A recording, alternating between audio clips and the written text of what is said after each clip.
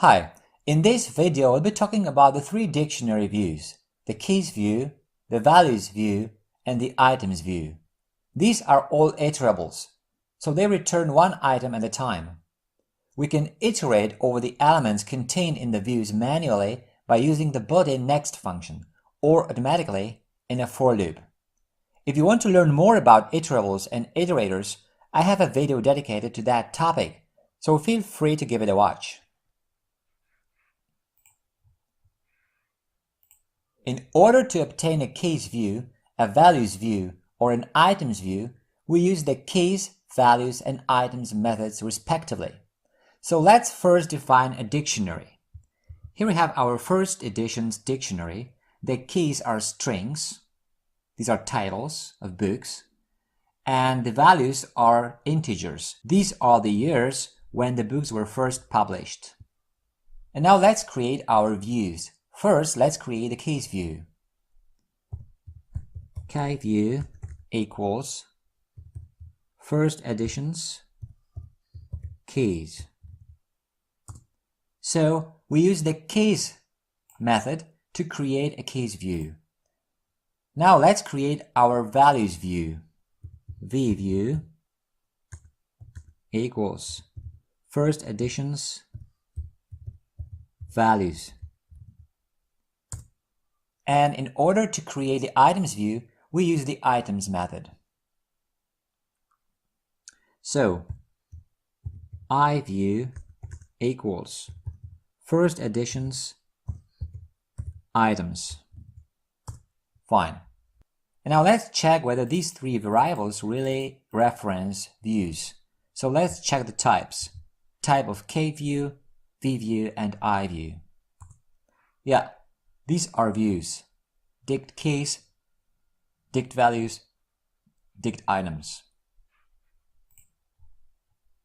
Dictionary views are iterables but not iterators, so we have to use the iter function to obtain their iterators.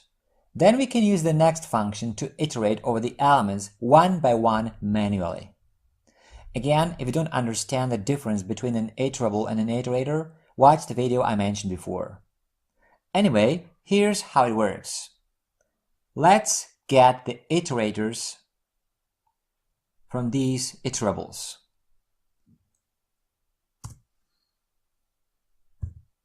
K equals iter K view. 8v equals iter V view. 8i equals iter I view. Fine. Now we have the three iterators and we're ready to iterate over the elements using the next function. So first let's iterate over the keys. Next 8k. This is our iterator. Who ate my dinner? As we can see, this is the first key.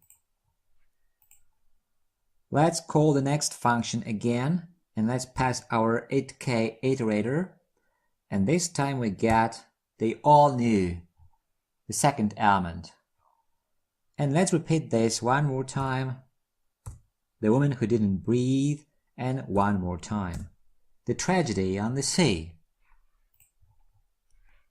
Now we are out of elements.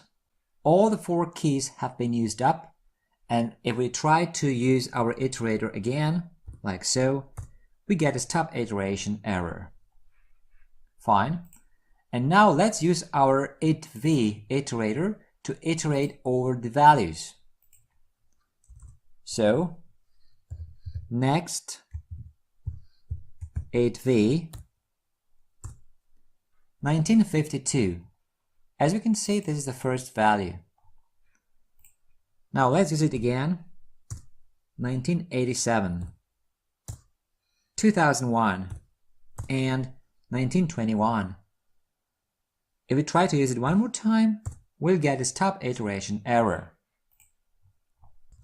Finally, let's use the items iterator to iterate over all the items. So next ate I, who ate my dinner 1952. As we can see, this is the first element, the key and the value.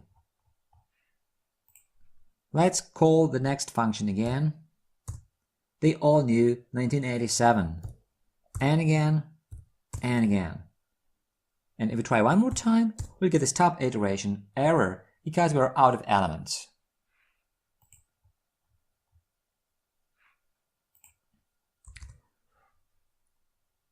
Well, usually we don't iterate like this. Instead, we use the for loop, which automatically obtains the iterator from the view and iterates over all the elements in it. For example, for k in our keys view, print k.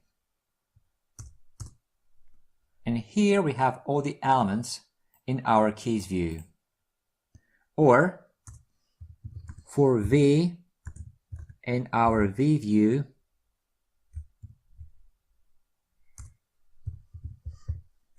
print v. Now we get all the values. Or finally, for I in I view, print I. And this time we get all the items.